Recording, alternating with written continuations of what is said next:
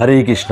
এখনো আমাদের সনাতন ধর্মে, এখনো আমাদের এই হিন্দু ধর্মের শাস্ত্রের মধ্যে যেটা বর্ণিত আছে ওই হিসাবে এখনো পর্যন্ত সমাজের মধ্যে অনেক লোক আছে, অনেক সাধু ব্যক্তিরাও আছে যে এখনো জানে না যে কাকে কোথায় কিভাবে প্রণাম করতে হয়। নাম্বার এক হচ্ছে ভগবানকে কি করে প্রণাম করতে হয়। ভগবান শ্রীকৃষ্ণকে যখন প্রণাম করবেন তখন আপনার ডান হাতে থাকবেন গুরুদেব, বাঁ দিকে ভগবান থাকবেন। আপনাকে প্রণাম করতে হবে তার মাঝখানে, তাহলে আপনি দুজনেই পাবে। কিন্তু সরাসরি আপনি ভগবানকে প্রণাম করেন সেটা কিন্তু ভগবান পান না, কেননা ভগবানের কাছে আপনাকে আসার জন্য আপনাকে কে মন্ত্র দিয়েছে।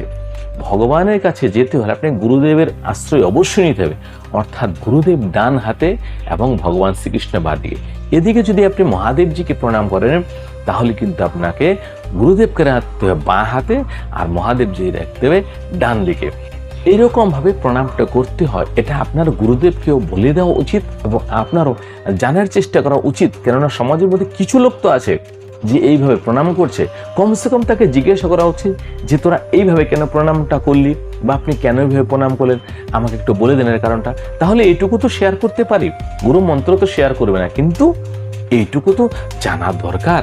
এবং আরেকটা কথা হচ্ছে, যেখানে হরিবাসর হয়, যেখানে নাম কীর্তন হয়, আপনি দেখুন তো জুতোটা লোকের কত প্রিয়। এই জুতো নিয়ে হরিবাসরে কি করে গিয়ে নাম কীর্তন শোনে, এইটুকু দ্বিধাবোধ হয় না? যেখানে ভগবানের গুণকীর্তন করতে গেছেন বা ভগবানের গুণকীর্তন শুনতে গেছেন, সেখানে জুতোটা কি করে আসরে নিয়ে বসেন, একটু সাইডে রাখা যায় না, দূরে গেটের বাইরের দিকে? আপনি দেখুন না হিন্দু সমাজ, হিন্দু ধর্মটা কি করে আমরা নিজেরাই সর্বনাশ করে দিচ্ছি।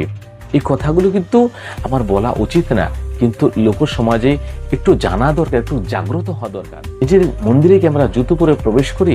না, পা ধুয়ে খালি পায়ে। তাহলে আমরা হরিবাসরে আমরা নাম কীর্তন শুনতেছি, সেখানে কেন জুতোটা নিচে দিয়ে বসবেন বা একদম ভিতরেই প্রবেশ করে নেবেন? এইটুকু মনের মধ্যে দ্বিধাবোধ হয় না? আপনি হরিনাম শুনতে গেছেন, আরে বাবা মরে গেলে তো আপনার এই শরীরটাও সাথে যাবে না, এটা একটা বস্তু, তো জুতো আপনার কে নেবে? আর যদি নেও তাহলে তো আপনি পুণ্যবানী হবেন।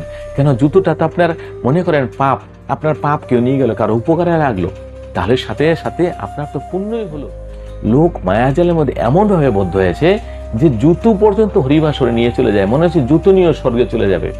আজব ব্যাপার। এই সমস্ত কিছু একটু বিবেচনা করা দরকার। হরে কৃষ্ণ।